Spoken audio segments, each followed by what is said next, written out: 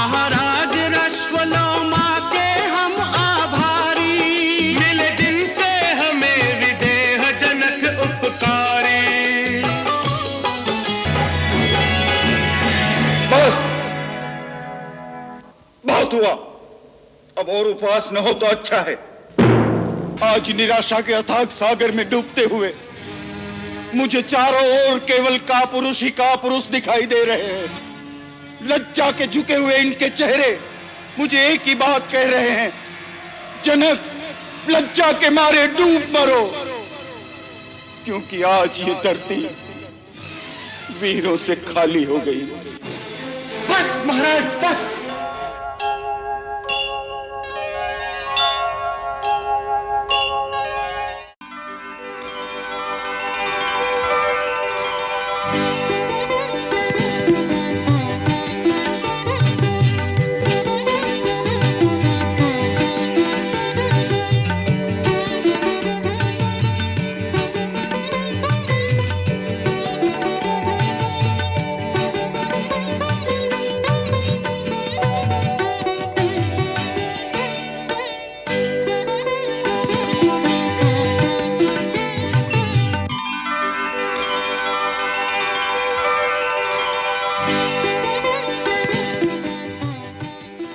भैया क्या सोच रहे हैं?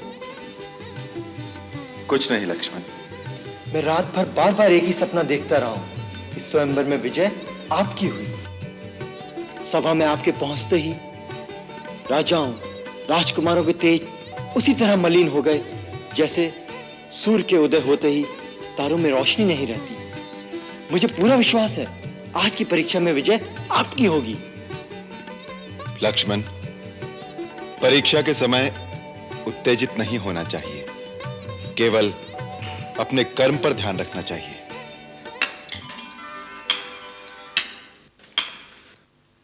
आयुष्मान कीर्तिमान हो वत्स। शतानंद जी महाराज जनक का बुलावा लेकर आए थे। चलो रघुनंदन, सीता के स्वयंवर की शोभा देखें। जैसी आपकी आज्ञा गुरुदेव। देखते हैं आज विधाता किस भाग्यशाली के गले में जयमाला डालते। जिस पर आपकी कृपा हो गुरुदेव, जय उसी की होगी, यश उसी को मिलेगा।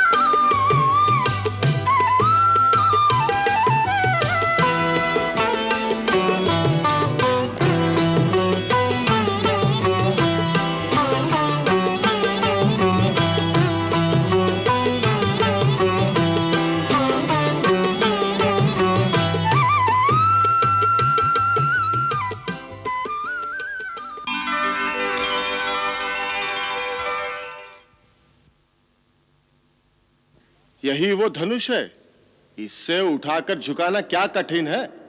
कठिनाई का तो तब पता चलेगा जब इसे उठाना पड़ेगा। हाँ, धनुष उठाएंगे। सुना है इससे बड़े बड़े पराक्रमी वीर नहीं उठा सके। वो वीर नहीं, ढोंगी होंगे। मेरी बारी आने दो, देखना कैसे फूल की तरह इसे उठाता हूँ। तुम्हारी बारी आने से पहले किसी और ने उठा लिया तो यहाँ से जीवित नहीं जाएगा। राजकुंवर तेहि अवसर आए, मनहु मनोरथ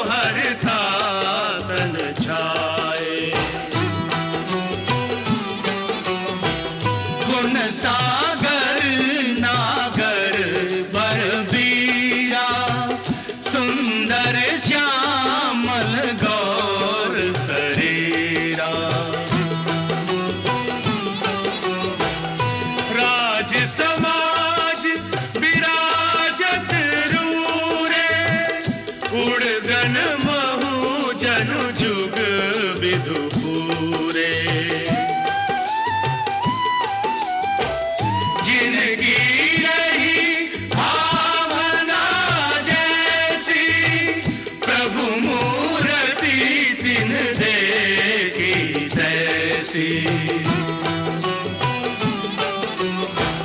प्रभु मूर्ति तिन देखी तैसी।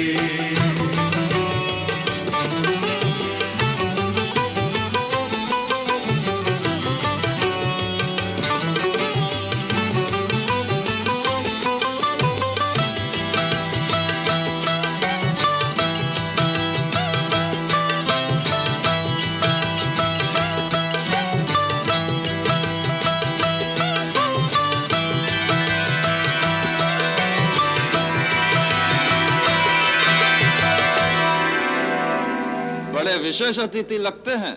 ऐसा लगता है कि सीता के विवाह की बात इनसे पहले से ही पक्की हो चुकी है। तो क्या हमें वैत में बुलाया है?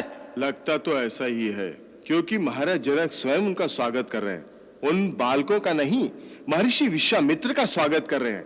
ये बालक तो यूं ही तमाशा देखने आए हैं। तुम क्या समझते हो, ये दूध मुहे बच्चे शिव का धनुष तोड़ेंगे? हम समस्त गुरुजन और देश देश से आए हुए राजा और राजकुमारों का स्वागत करते हैं। हमारे निमंत्रण का मान रखकर आप सब मिथिला पधारे हैं। आप सबको हमारा अभिवंदन।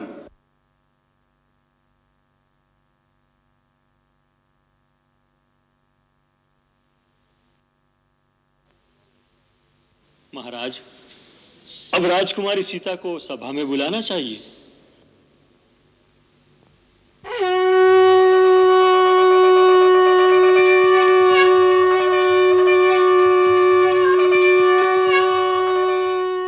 जानी सुअवसर सिए तब, पठई जनक बोला। चतुर सखी सुंदर सकल, सादर चली लवाय।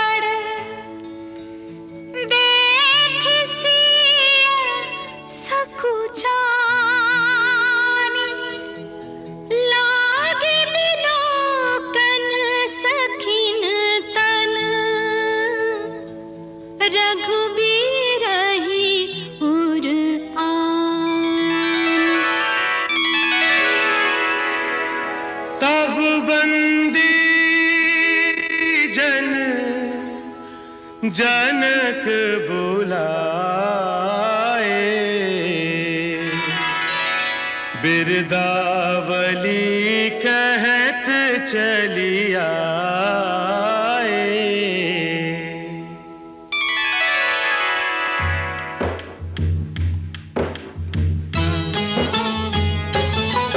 हम बंदी जन अपने राजन की बिरदावली बखान करे। मिथिला के प्रजापति जनक राज की गरिमा का गुणगान करे। हम बंदी जन धर्मात्मा निमि को नमन करे जग सारा। मिथिने मिथिला को देकर नाम संवारा। मिथि पुत्र जनक ने कुल का यश विस्तारा। तब से जाए हर राजा जनक पुकारा। इस कुल के सभी नृप वीर यशस्वी दया धर्म और दान करे। हम बंदी जन अपने राजन की बिरदावली बखान करे। हम बंदी जन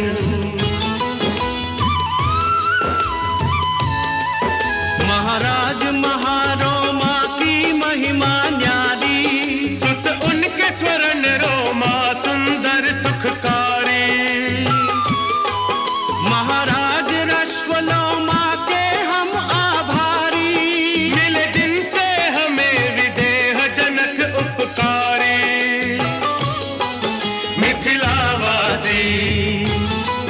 मिथिलावासी धर्मावतार इस राजा पर अभिमान करे। हम बंदी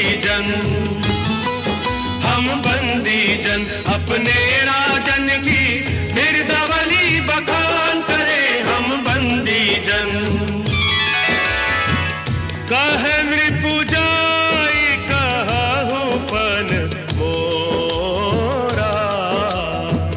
चले भाट हिया पर सुन घोरा।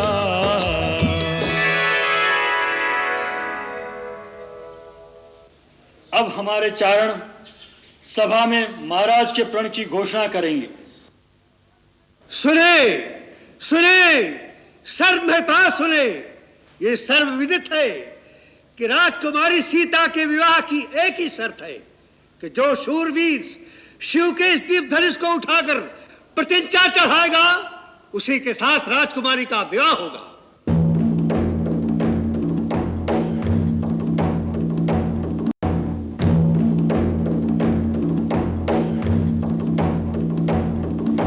सुनहु सकल महिपाल, नृप भुज बलु विदु शिव धनु राव। करुव कठोर विदित सब काहू। रावण बानु महाभट भारे, देखी सरासन गवहि सिधारे। सोई पुरारी को दंड कठोर, राज समाज आजु जोई तोरा। त्रिभुवन जय समेत वैदेही। बिनहि विचार भरहि हटि देहि।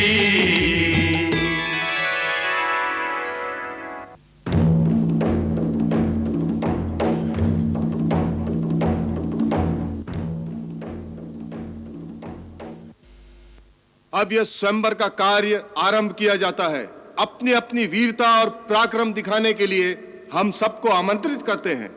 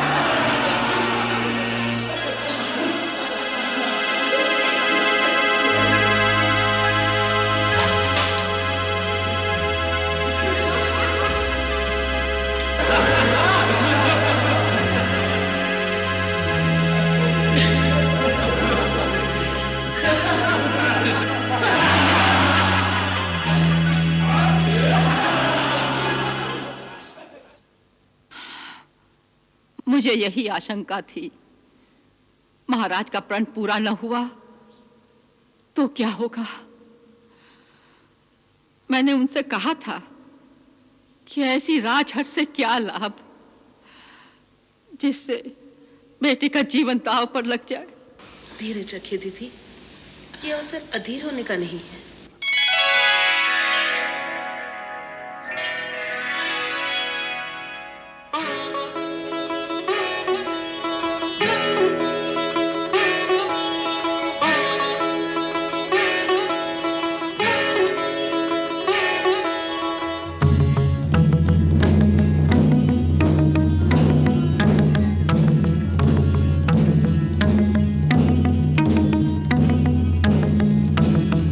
की ताक तक शिव धनु धरही, उठई न कोटि भांति बलु करही। जिनके कछु विचार मन माही, चाप समीप महीपन जाही। तमकी धरही धनु मूढ़ नृप, उठई न चलहि लजाई। मनहु पाई भट बाहुबल, अधिक अधिक गरुआई। डगई न शंभु सरासनु कैसे, कामी बचन सती मनु जैसे।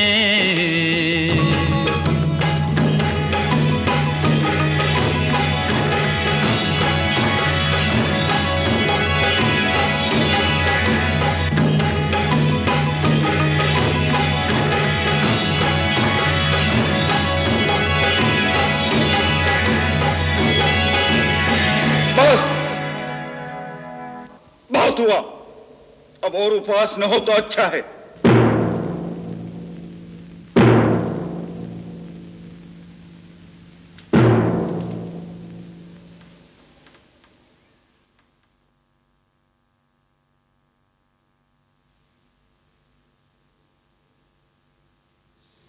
देश देश और द्वीप द्वीप के बड़े बड़े राजा और राजकुमार मेरा प्रण सुनकर इस स्वयंवर में आए हैं। मैं यह भी देख रहा हूं कि इस सभा में न केवल मानव बल्कि कई देव और दानव भी मनुष्य का रूप धर कर आए हैं। परंतु मुझे बड़े दुख से कहना पड़ता है कि अपने आप को परम पराक्रमी, रणधीर, शूरवीर कहलाने वाले इन सब लोगों की भीड़ में सच्चा वीर एक भी नहीं निकला।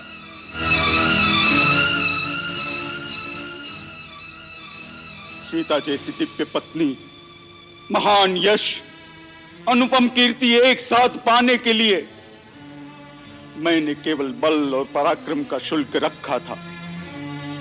परंतु इन शूरवीरों में से किसी ने भी उस मूल्य को चुकाने की क्षमता नहीं दिखाई। अरे शिव धनुष को झुकाने या चाप चढ़ाने की बात तो दूर, कोई उसे हिला भी नहीं सका। अगर मुझे यह पता होता तो मैं ऐसा प्रण ठान कर अपनी जग हंसाई न कराता। आज मेरे दुख, मेरी निराशा का कोई पारावार नहीं। अगर मैं ये प्रतिज्ञा तोड़ दूं तो कुल का कलंक कहलाऊं, पूर्वजों के सुकृत नष्ट करूं और मैं अपना प्राण रखूं तो मेरी पुत्री आजन्म कुंवारी रहेगी। उसका जीवन विफल करने का पाप मेरे सिर चढ़ेगा। आज निराशा के अथाग सागर में डूबते हुए मुझे चारों ओर केवल कापुरुष ही कापुरुष दिखाई दे रहे हैं। लज्जा के झुके हुए इनके चेहरे मुझे एक ही बात कह रहे हैं, जनक, लज्जा के मारे डूब मरो, क्योंकि आज ये धरती वीरों से खाली हो गई। बस महाराज बस, इतनी लज्जाजनक और अनुचित बात कहने से पहले आपको यह याद नहीं आया कि इस सभा में सूर्यवंशी रघुकुल नंदन श्री राम भी बैठे हैं। महाराज जनक, जिस सभा में रघुवंशियों में से एक भी बैठा हो, उस सभा में इस तरह की बात करने का कोई साहस भी नहीं करता। और आप तो रघुकुल नंदन श्री राम के सामने वीरता की चुनौती दे रहे हैं। आप इसका परिणाम जानते हैं? मुझे मेरे भैया के चरणों की सौगंध, अगर मेरे गुरु मुझे आज्ञा दें तो ये पुराना जीर्ण धनुष क्या चीज है। मैं पूरे ब्रह्मांड को गेंद की तरह उछालकर इस तरह पटकूं कि इसके टुकड़े टुकड़े हो जाएं। लक्ष्मण, मुझे क्षमा कीजिए भैया, मुझसे आपका अपमान नहीं सहा गया। मुझे आज्ञा दीजिए मैं महाराज जनक के अपमानजनक शब्दों का समुचित उत्तर दे सकूं। शांत शांत हो वत्स, अपने आसन पर विराजो।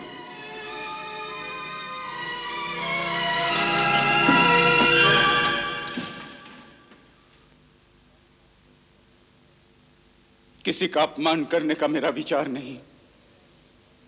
घोर निराशा के कारण ये उद्गार फूट पड़े। यदि किसी की अवहेलना हुई हो तो वो मुझे क्षमा करें।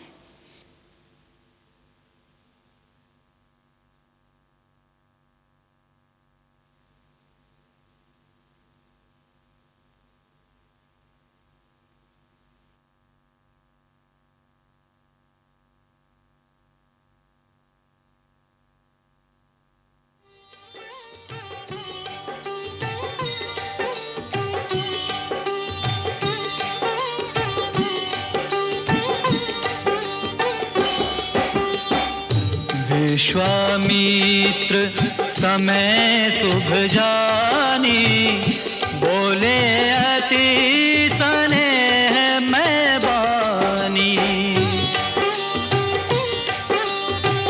उठहु राम भंजहु भव चापा, मेटहु तात जनक परितापा। सुनि गुरु वचन चरण सिर नावा, हर्ष विषाद न कछुर आवा।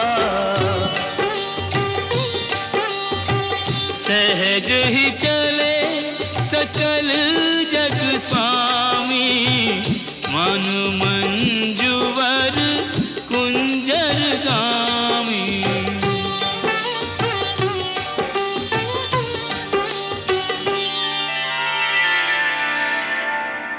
उदित उदय गिरि मंच पर, रघुवर बाल पतंग।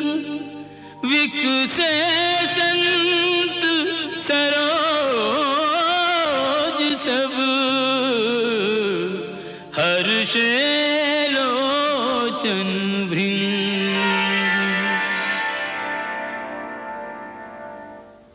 लो, अब ये भी अपना पराक्रम दिखाएंगे। अच्छा, अब चिड़िया पहाड़ उठाने को चली है।